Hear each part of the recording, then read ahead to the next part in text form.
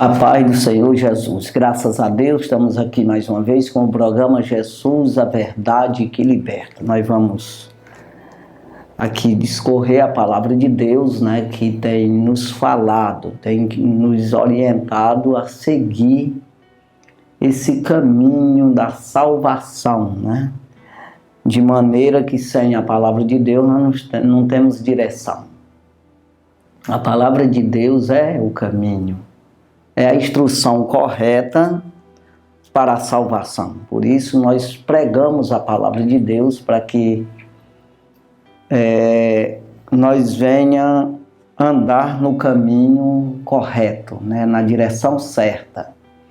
Agir de forma correta e construir a nossa casa na rocha, que é o Senhor Jesus. Nós sabemos que o Senhor diz que quem ouve as suas palavras e cumpre é uma pessoa considerada por Ele prudente, que edifica a sua casa sobre a rocha. Mas aquele que ouve, mas não cumpre, é comparado para ele como um insensato, uma pessoa que não tem responsabilidade. E ele constrói a sua casa sobre a areia e perde tudo o que faz. Ou seja, não se salva. Então entenda que essa responsabilidade é sua, de construir a casa sobre a rocha. É exatamente sobre a palavra de Deus, né? É você ter a palavra de Deus como base da sua vida. Então, os princípios do reino do céu não pode jamais ser quebrado a sua vida. Que são aquilo que envolve a vida de todos, né? É o caráter de Deus. Você lendo a Bíblia, você vai entender. Você vai compreender o caráter de Deus. Que não é um mau caráter, é um bom caráter. Então, nós devemos procurar ser assim. Quando você vai ver a vida dos profetas, vai ver a vida do próprio Jesus, os apóstolos, você vai ver o caráter, né? A maneira de agir, porque tem o dia a dia, que todos nós somos diferentes, pensa diferente, age diferente no sentido humano. Mas quando nós falamos de reino, então tem que ter um propósito só. E tem os princípios que Deus não abre mão, que é exatamente como base, né, coluna, né, dessa casa. Então entenda que uma casa você pode construir. Se construir os alicerces dela mal feito, mal construído, ela vai cair. E quando cai, cai tudo. Ela perde tudo que fez. Mas se você fizer bem feito o alicerce, a base, a estrutura, né? Aí vai ter defeito. Sempre vai ter que fazer reparo nessa casa. Vai quebrar uma telha, estourar um cano, quebra uma fechadura, uma porta, abre um buraco na parede, uma coisa, e você vai restaurando, você vai reformando, né? É como que seja a vida nossa como crente. Se a base está feita, as outras coisas é só ter vigilância. Para você ir consertando isso aí. Você vai tapando os buracos, as brechas. Você vai se corrigindo, você vai se examinando e vai corrigindo os erros. Então, por isso que Paulo fala do firme fundamento, que não se pode colocar outro fundamento. É exatamente no Senhor Jesus, nas palavras do Senhor. Então, quando Paulo fala de armadura de Deus, fala de capacete da salvação, ele fala exatamente dessa base, né? Você ter como armas a palavra de Deus. Então você considerar que você é um templo do Espírito Santo, que tem que ser a base, o fundamento é Cristo, é a palavra. Então Paulo diz, lá em 1 Coríntios capítulo 3, né, que ele fala a respeito desse firme fundamento, né, que ele pôs esse fundamento que outra pessoa edifica sobre esse fundamento. Mas não pode pôr outro, além do que está posto, que é Jesus Cristo. Então é isso aí. Então a palavra você sabe muito bem o que Deus criou, como criou o homem, para quê criou o homem. Então você não pode querer mudar isso aí. É a vontade de Deus, ele criou o homem, a criatura, todos nós somos criatura de Deus, para que o homem se salve. Você se torne um herdeiro do céu, um herdeiro do reino. Você se torne um filho de Deus. Então você vai ver que os filhos de Caim, como ele era do maligno, a palavra de Deus diz isso, eles se tornaram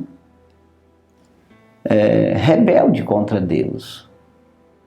O próprio Caim, ele saiu da parentela dele ali, da casa do pai, e foi para outra cidade. A Bíblia diz isso. Então veja que ficou ali, quando nasceu Sete, que era um outro filho de Adão e Eva, a Bíblia diz que dali de Sete, quando nasceu seus filhos, que começaram a adorar a Deus na terra. Então aí teve aí as duas coisas, os filhos de Caim e os filhos de Sete. Um pouco mais adiante, a gente vê a Bíblia dizer que se corromperam todo mundo. Porque os filhos dos homens, não é bem assim, os filhos de Deus se interessaram, foram atraídos pelas filhas dos homens. Quando diz isso, os filhos de Sete foram atraídos pelas filhas de Caim. Você vai ver muito bem isso. Quem começou todo o pecado na terra foram os filhos de Caim, aquela descendência de Caim que se separou deles ali. Então, quando nasceu Sete, o nome dele significa Deus me deu outro filho no lugar de Abel que Caim matou. Deus me deu outro filho, outro filho. Esse é o significado do nome. Então veja que a própria Eva disse isso, né? Deus me deu outro filho no lugar de Abel que Caim matou.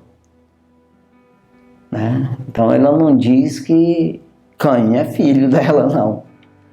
Ela ficou rejeitado, jogado para o lado. Não que eles rejeitassem ou Deus rejeitou, não. Entenda isso. Ele não quis andar com Deus, não quis. Então a decisão é minha, é sua.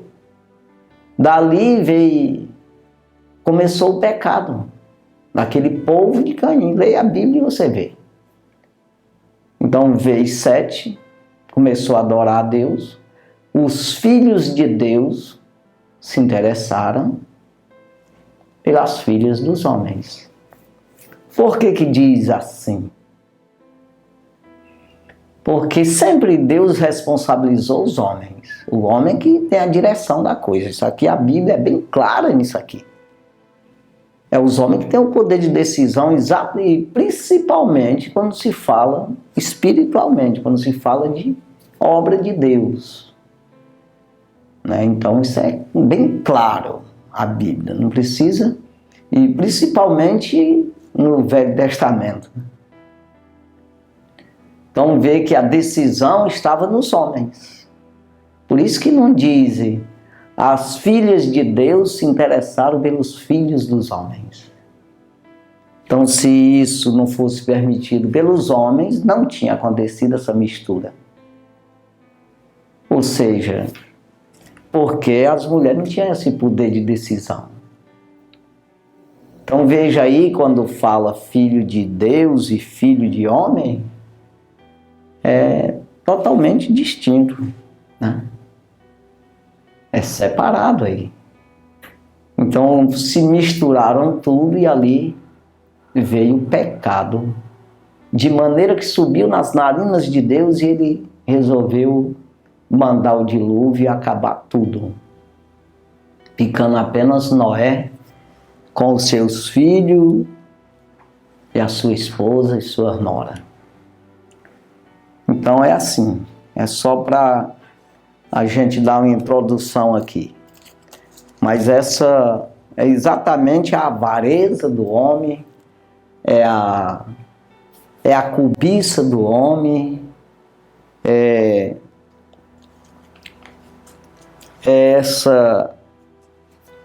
a idolatria do homem e principalmente, irmão,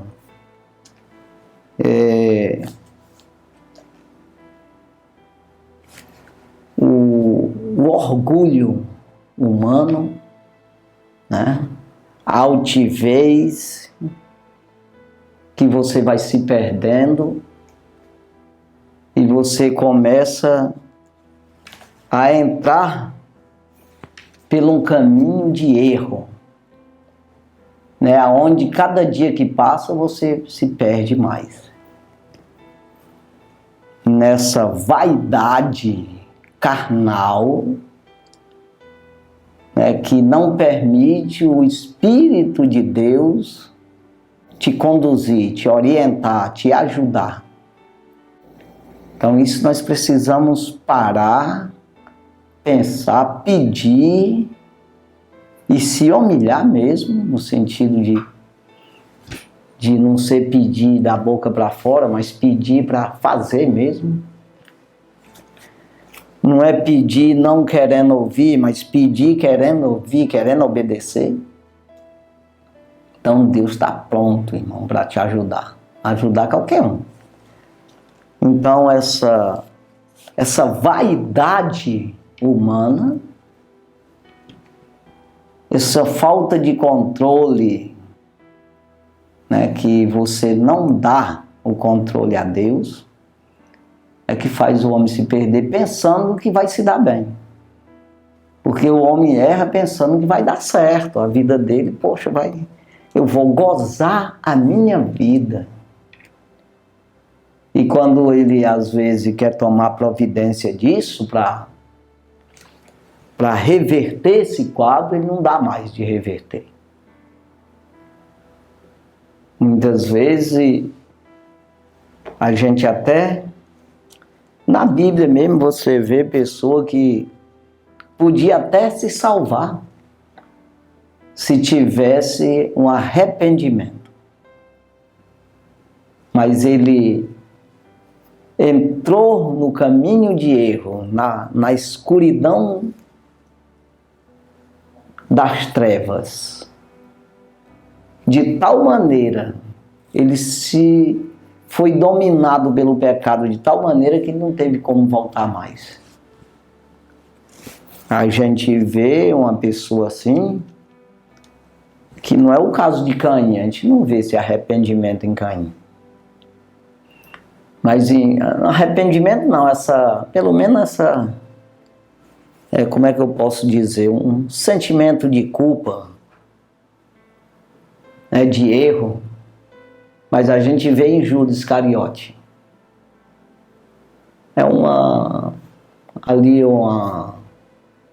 Deve ser não é um arrependimento, porque o arrependimento é exatamente você dizer que quer mudar de vida, não vai fazer mais aquilo.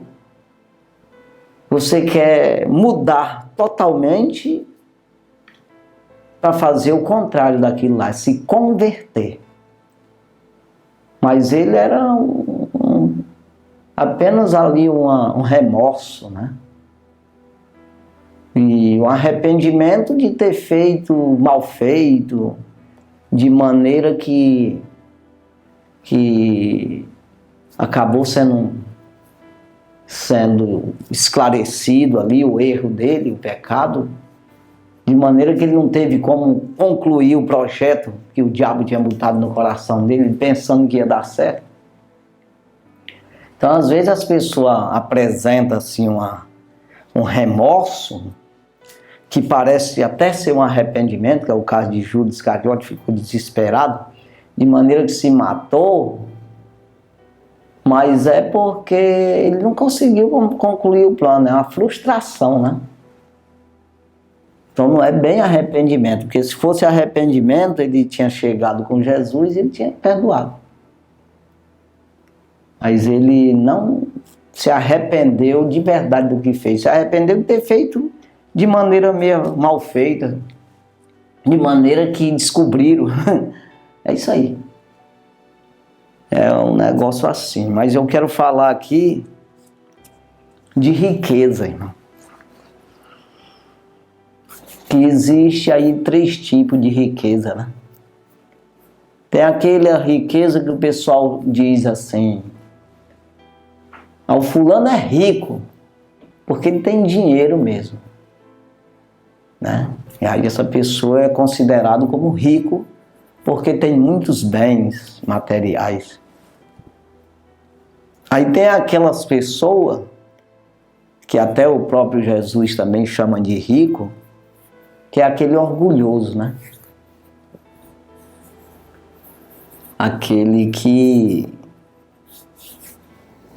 ainda que não tenha nada, o próprio Salomão, ele fala isso aí. Salomão capítulo 13, versículo 7.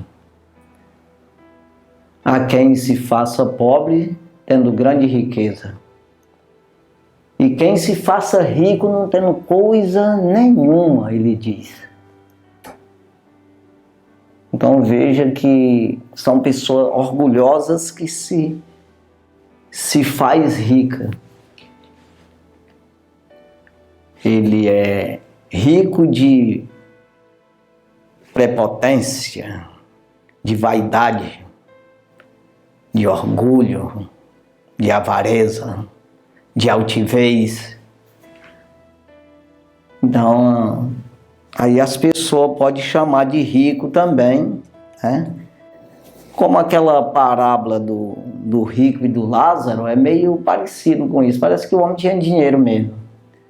Mas Jesus falou mais nessa questão, levando para esse lado de orgulho. Por que eu digo isso? Uma espécie de separação. Ele não queria ajudar ninguém, ele era isolado, meio que ali parecido com a 7ª carta de Apocalipse. Então você vê que aquele homem, por que eu estou falando isso? É porque ali na parábola, Jesus contou a parábola e falou que o Lázaro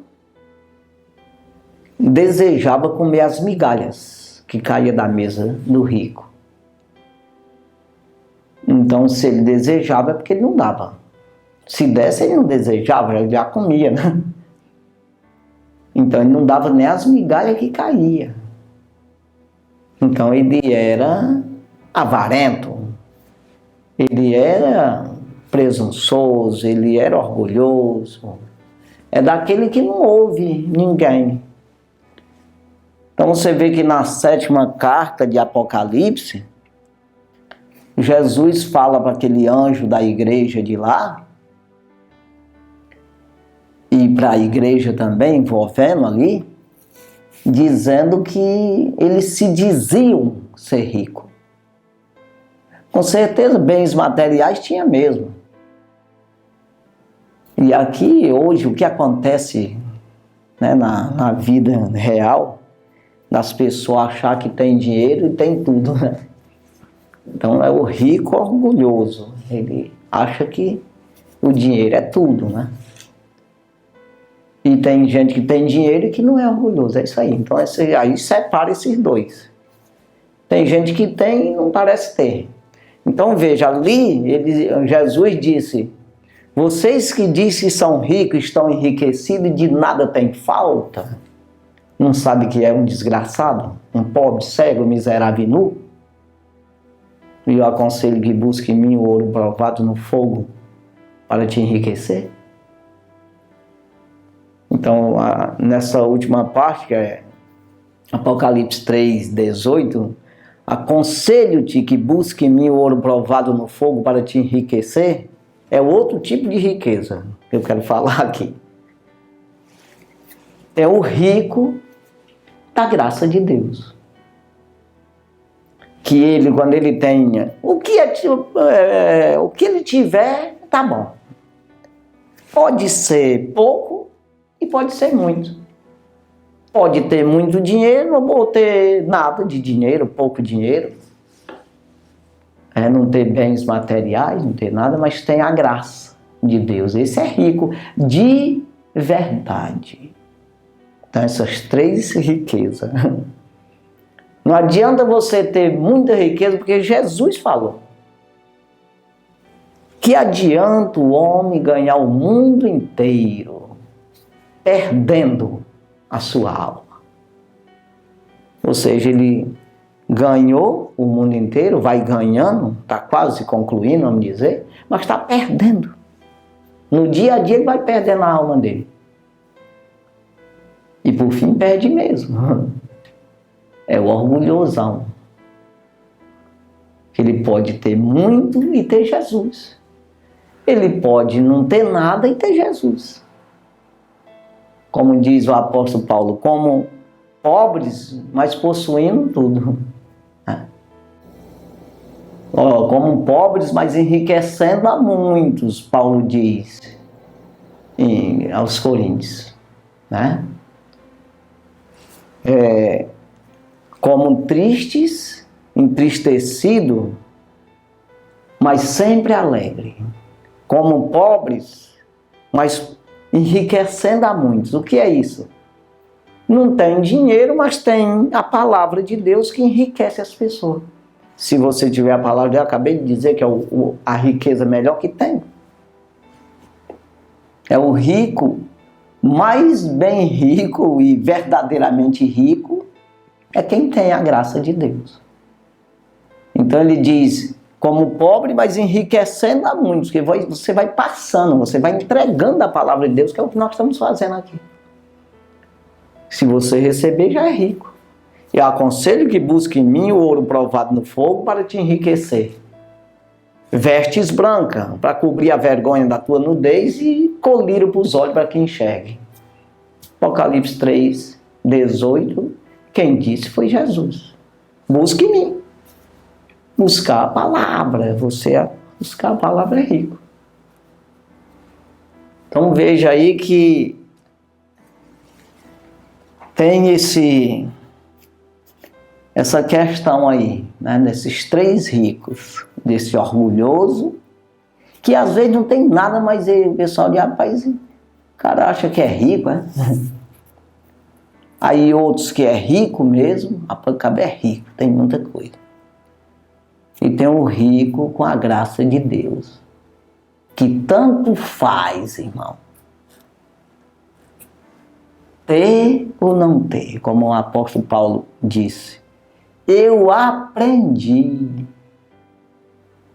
a ter as coisas ou não ter. Ter abundância ou escassez. Para mim é a mesma coisa. Falou. Eu aprendi. Com quem? Com Jesus. Então veja que o próprio Jesus, tinha alguém que pisou nessa terra rico como Jesus? Não. E nem vai pisar. Não existe quem. É tanto que ele volta a dizer, conselho que busque em mim o ouro provado no fogo, ou seja, provado aprovado por Deus, justificado por Deus. É isso aí.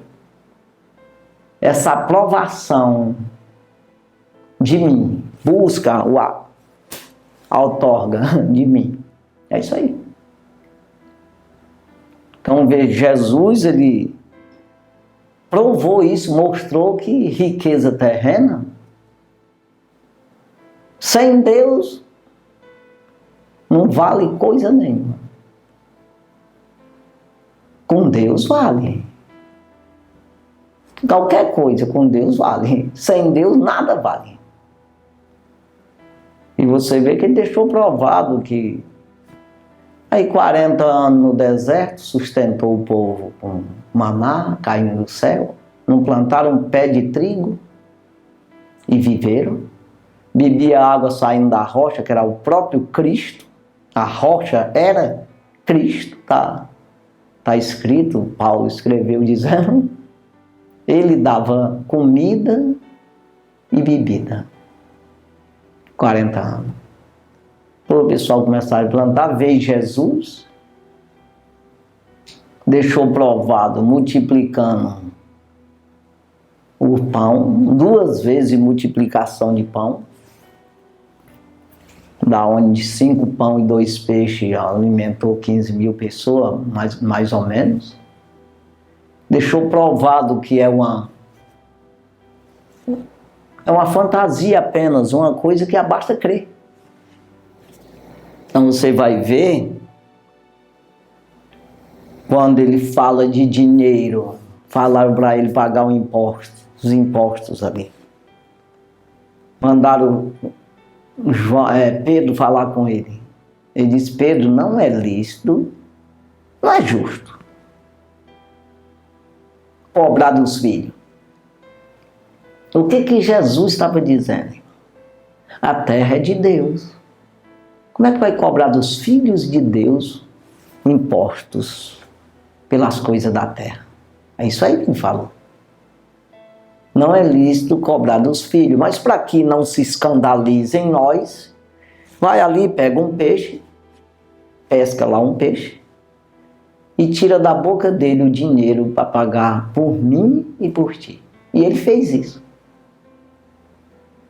Então você vai entender que Deus, ele faz do nada grandes riquezas. Mas de grandes riquezas faz nada também. Então o que eu quero dizer é que nós precisamos buscar no Senhor. Quem tem Jesus tem tudo. Gênesis capítulo 14 e o versículo 21, 22 e 23. Gênesis capítulo 14, versículo 21. E o rei de Sodoma disse a Abrão, ainda era Abrão aqui, não era Abraão, depois se tornou Abraão. Saiba que com Deus você vai crescendo, até o nome aumentou aqui, porque ele foi provando que acreditava em Deus mesmo. Então aqui ainda era Abrão. E o rei de Sodoma disse a Abrão, dai-me a mim as almas, e a fazenda toma para ti. Versículo 22. Abrão, porém, disse ao rei de Sodoma, levantei minha mão ao Senhor, e Deus Altíssimo, o possuidor dos céus e da terra, versículo 23, e jurou que desde um fio até a correia de um sapato, não tomarei coisa alguma de tudo que é teu, para que não digas, eu enriqueci Abrão. É isso aí, irmão. Então veja o que Abrão disse para ele. Por que ele disse isso? Eu vou contar logo a história lá, um pouco atrás, quando Deus abençoou tanto Abraão, vou chamar o nome de Abraão, para ficar mais bonitinho, mas era Abraão até aqui. Deus abençoou tanto Abraão, até essa época, junto com Ló, seu sobrinho, um sobrinho que era irmão e era filho, ao mesmo tempo era as três coisas. Então veja, era para ele ter deixado Ló, mas ele veio com ele, quando Deus chamou ele. Então esse homem, eles cresceram os dois, de tal maneira que a terra não dava de ficar mais junto, porque o gado era muito. Começaram já a ter contenda entre os seus servos ali, os pastores do gado. E Abraão disse a Ló: vamos nos separar, porque não dá de ficar mais junto.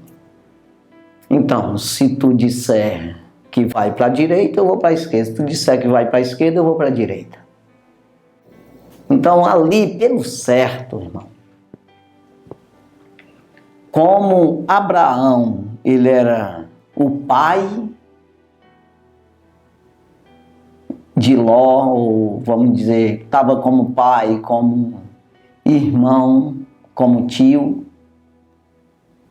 Ele que levou Ló, era para ele considerar isso aí, o Ló. E dizer, papai ou titio, ou meu irmão, faz o que você quiser, você vai para onde quer, deixa eu onde se eu quiser. Mas sabe o que aconteceu? Ló levantou os olhos. A Bíblia diz que ele levantou os seus olhos e viu as campinas do Jordão, a Vareza. Não é que ele olhou e viu tudo, ele conhecia a terra. Levantou os olhos significa que a altivez, a avareza falou mais alto. E ele pensou e escolheu. Aí a Bíblia diz que era como o jardim de Deus, as campinas do Jordão onde ele escolheu. Antes que Deus amaldiçoasse ali, tocasse fogo em Sodoma e Gomorra. Então veja, antes disso. Mas a Bíblia diz que lá o povo era mau. Fazia o que era mal aos olhos do Senhor, o que era ruim. Pecadores. Mas ele escolheu para lá. É claro que ele podia ir para lá e não cometer pecado, e se isolar para um lado lá. Mas ele foi lá para o meio. Então veja que depois que Abraão ele se separou de Ló, Deus falou com Abraão: levanta os teus olhos. Aí aqui é a diferença de você levantar os olhos sem perguntar para Deus. E Deus dizer, levanta os teus olhos, é a diferença. Porque depois que ele se separou, Deus disse para ele, levanta os teus olhos e olha para essa terra. Tudo te darei em tuas mãos. A largura no comprimento. Então tudo é para ele. Então veja aí já a promessa de Deus. É Deus que vai fazer a coisa. Que aconteceu. Depois veio 5 reis contra 4 ali.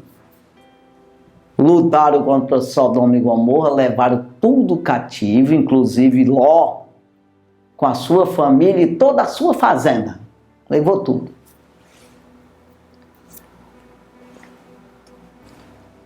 E quando Abraão soube, pegou umas pessoas, uns funcionários nascidos na casa dele, 318 homens, foi lá e ganhou a guerra.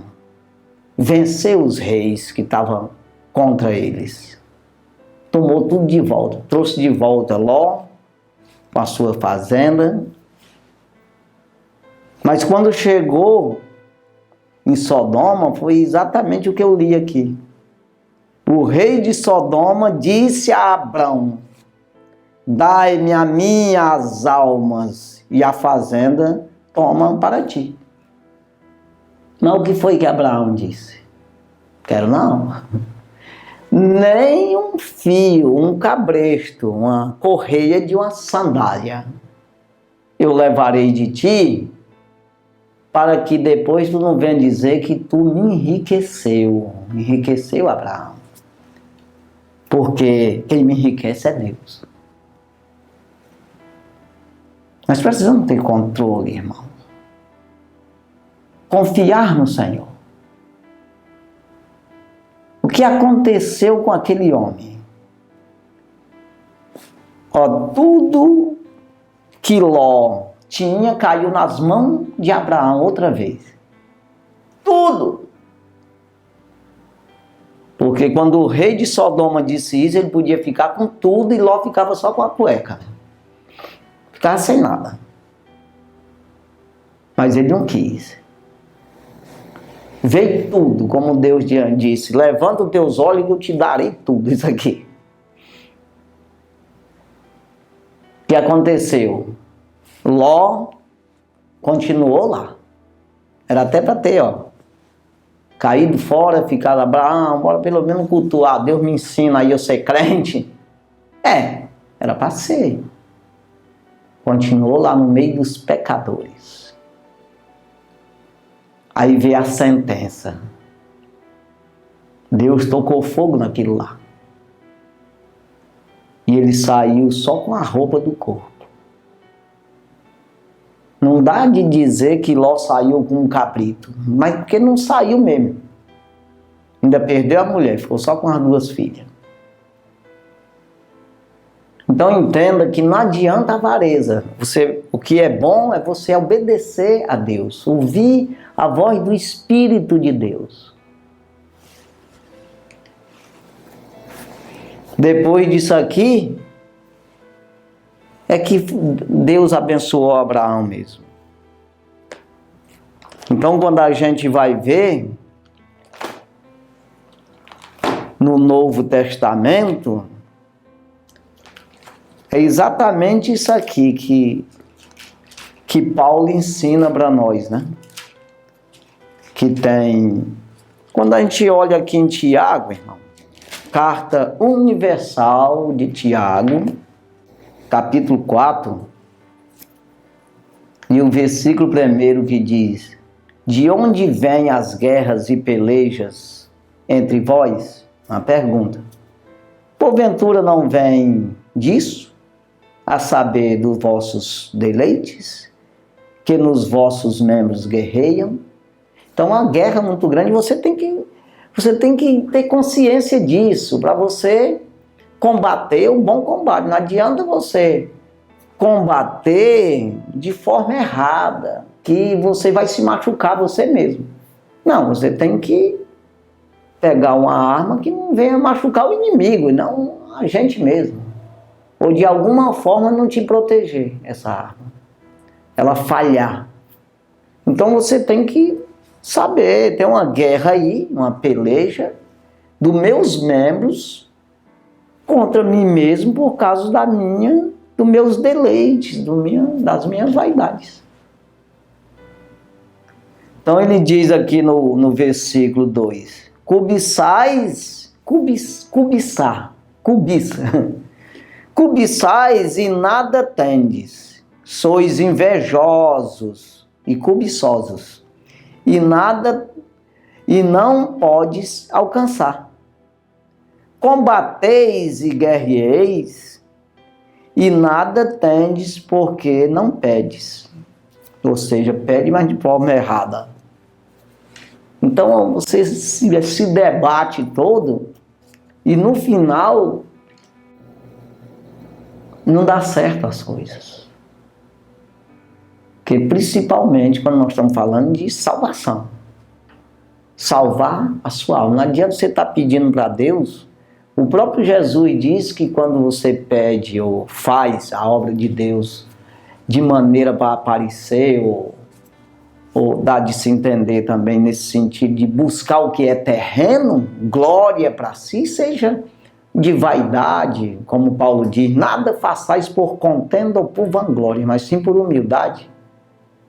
Ele diz em Filipenses capítulo 2, versículo 3. Então é nada mesmo. Então quando você faz alguma coisa assim, Jesus disse que você já recebeu o galardão.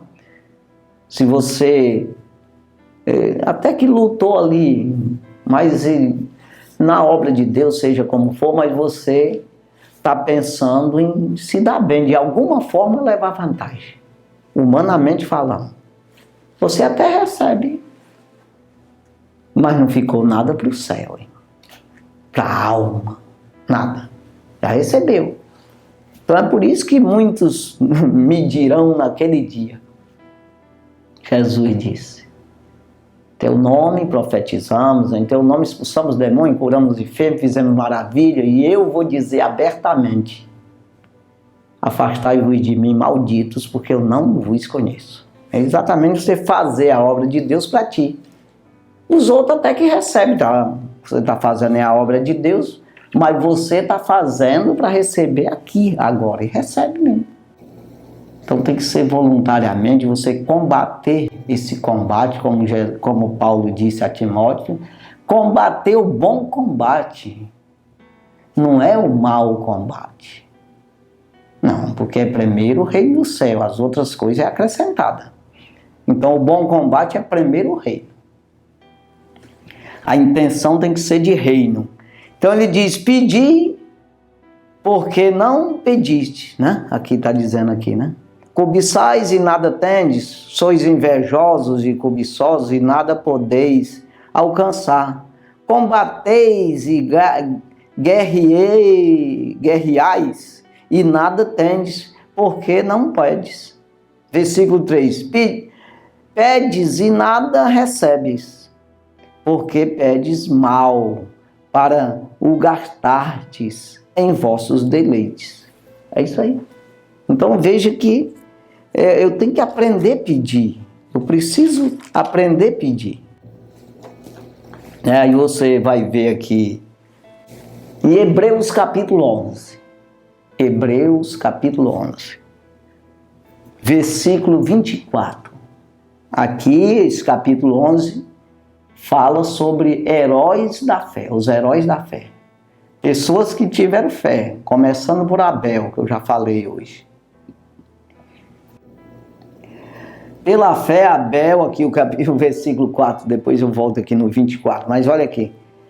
Abel, pela fé, Abel, oferecendo a Deus maior sacrifício do que Caim, pelo qual alcançou testemunho de que era justo, dando Deus testemunho dos seus dons.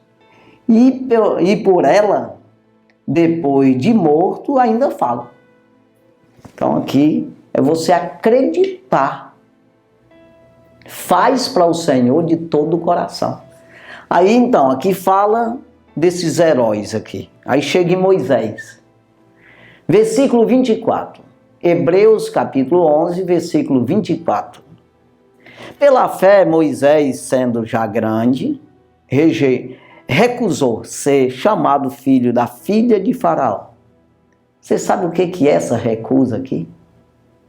Que ele recusou ser chamado filho da filha de Faraó. Ele recusou o trono de Faraó no Egito. Ele recusou ser neto, substituto do trono. É isso aí, não é uma recusa pequena não, é coisa grande. Então veja aqui que ele disse, não sou. Aí olha aqui o que diz no versículo 25. Escolhendo antes ser maltratado com o povo de Deus do que por um pouco de tempo ter o gozo do pecado. Não, pelo instante você tem o gozo do pecado. É melhor escolher ser maltratado com o povo de Deus do que, pelo um pouco de tempo, ter o gozo do pecado. É exatamente o que ele fez. Aí ele diz aqui no versículo 26, tendo por maiores riquezas o vitupério de Cristo do que os tesouros do Egito, porque tinha em vista a recompensa. Então veja, ele tendo por maior riqueza o sofrimento de Cristo, sofrer com Cristo, carregar a cruz, né? Servir a Jesus, cumprir, obedecer o Evangelho. É isso aí. Fazer a obra de Deus, dar testemunho do Senhor, ser maltratado, né? Com o povo de Deus aí, como diz aqui. O vitupério de Cristo do que os tesouros do Egito. Ele trocou isso aí. Porque ali era por pouco tempo. Porque tinha em vista a recompensa. Então isso é fé. Você investir no céu porque é eterno, é real, é verdadeiro, né? E tem eternidade. Aí ele diz no 27, pela fé, deixou o Egito e não temendo a ira do rei, porque ficou firme, como vendo o invisível. É isso aí. Nós temos que ter essa firmeza, essa certeza. Nós temos que buscar. Fé é ter certeza. Fé é você fazer sem estar vendo, sabendo que é real. Como diz no versículo 1 aqui de Hebreus 11, que a gente é bem conhecido. Ora, a fé é o firme fundamento das coisas que se espera e a prova das coisas que se não vê. Então, eu estou firmado numa coisa que eu estou esperando. Eu tenho certeza que vem. É isso aí que está dizendo nesse versículo. Eu não estou vendo, mas eu estou esperando e vem. Eu sei que vem. Então, aqui ele está falando exatamente isso nesse versículo 27, né? Quando ele diz, pela fé, deixou o Egito e não temendo a ira do rei, porque ficou firme como vendo o invisível. Pela fé, acreditou. Não, vou ficar com o povo de Deus, não quero ser rei para mim depois ir para o inferno. Ficar com esse povo idólatra aqui, de maneira que assim eu seja condenado. Primeira carta de Paulo a Timóteo, capítulo 6, versículo 7. Paulo vai ensinando aqui várias coisas aqui, mas aí chega aqui no versículo 7 e diz assim: porque nada trouxemos para este mundo, e manifesto é que nada podemos levar dele. Eu estou dizendo para vocês que nada nós trouxemos, mas nada também vamos levar. Desse mundo aqui, carne e sangue não é do reino do céu, né, irmão? Então veja que não adianta você ser enganado com palavras de homem, tapeado. Correr atrás de vantagem. Eita! Aí às vezes você vende as coisas de Deus, você troca, faz uma troca, aí você vê que Moisés trocou o trono, os tesouros do Egito, pela obra de Deus, para viver o Evangelho, fazer a parte dele, a obra de Deus na face da terra, exaltar o nome do Senhor na terra. Então, não seja nós que vamos ser aí um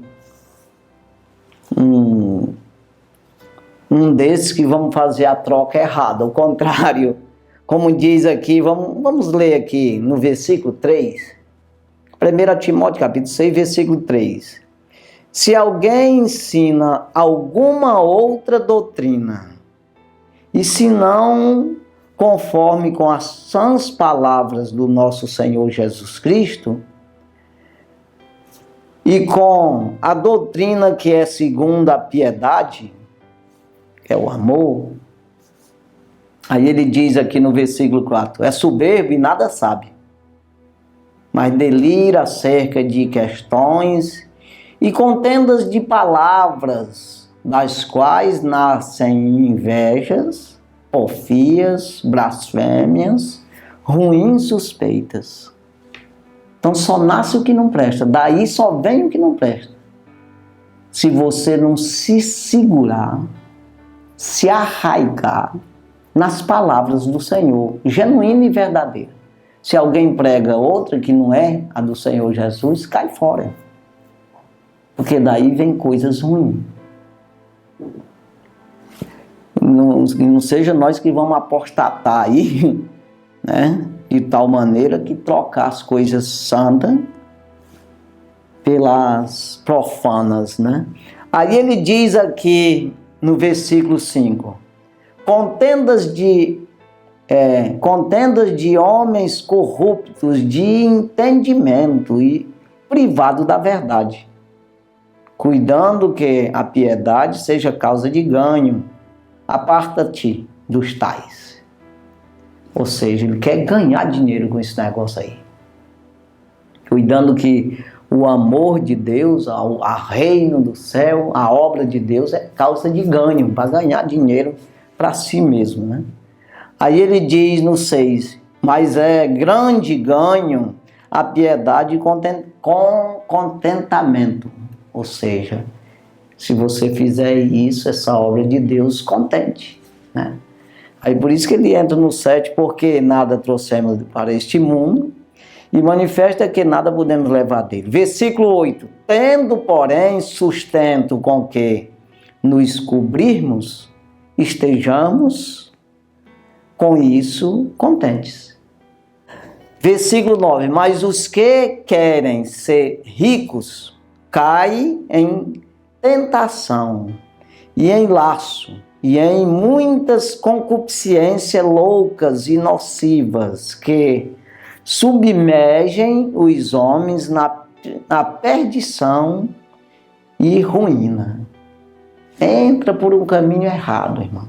Você vai sendo decepcionado.